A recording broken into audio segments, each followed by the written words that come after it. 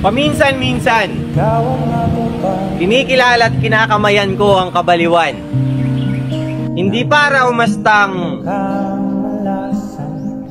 pambihira tong bata na to, kundi para magsilbi na alay sa'yo.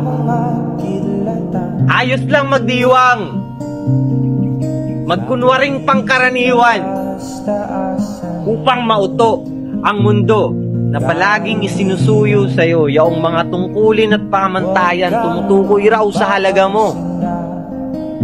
Ang alin? Yang kakarampot na barya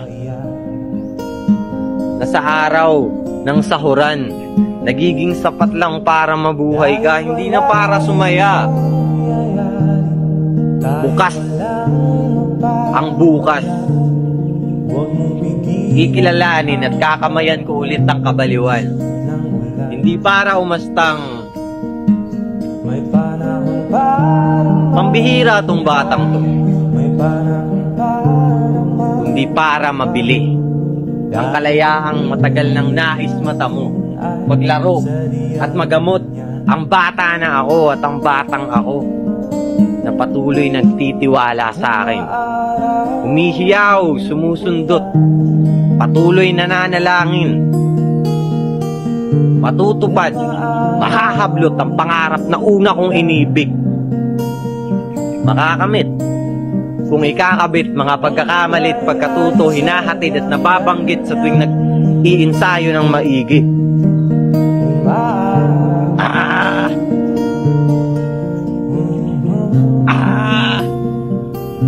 Araw-araw magiging kilala at sariling kamay ko itong kabaliwan.